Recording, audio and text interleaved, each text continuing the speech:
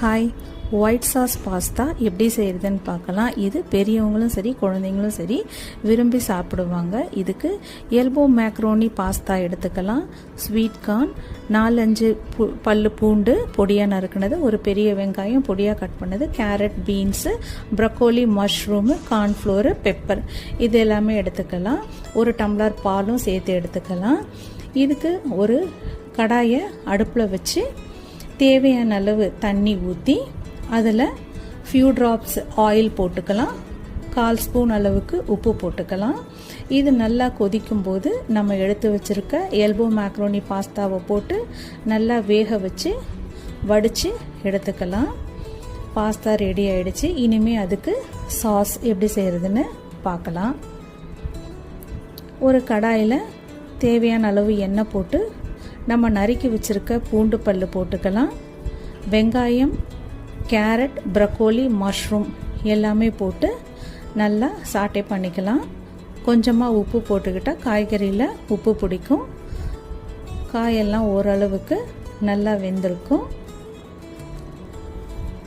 காய் வேக வச்ச காயை தனியாக எடுத்து ஒரு கிண்ணத்தில் வச்சுக்கலாம்.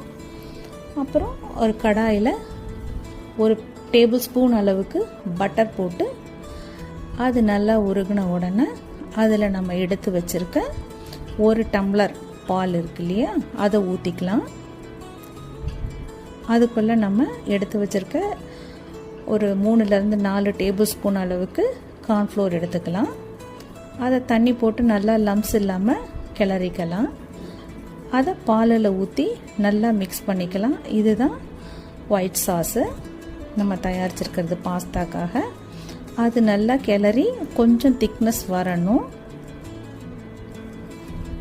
திக்னஸ் வந்ததுக்கப்புறம்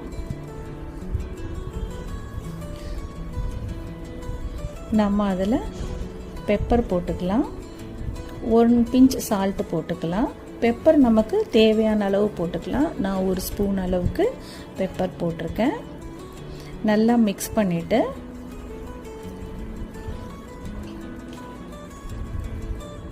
அதில் நம்ம வேக வச்ச காய்கறியை போட்டு நல்லா மிக்ஸ் பண்ணிக்கலாம். அதுக்கப்புறம் நம்ம வேக வச்சுருக்க பாஸ்தா போட்டுக்கலாம், கார்ன் போட்டுக்கலாம், நல்லா மிக்ஸ் பண்ணிக்கலாம். இது டின்னருக்கு ரொம்பவே நல்லா இருக்கும். காய்கறிலாம் போட்டிருக்கறனால நமக்கு ஃபைபரும் கிடைக்கும். பாஸ்தா சாப்பிட்றோன்ற பயம் வேண்டாம், நல்லாயிருக்கும். இது குழந்தைங்களுக்கு லஞ்ச் பாக்ஸ் ரெசிபியாகவும் கொடுக்கலாம். ஹாட் பாக்ஸில் வச்சு. தேங்க்யூ ஃபார் வாட்சிங். Subscribe for more videos. Thank you.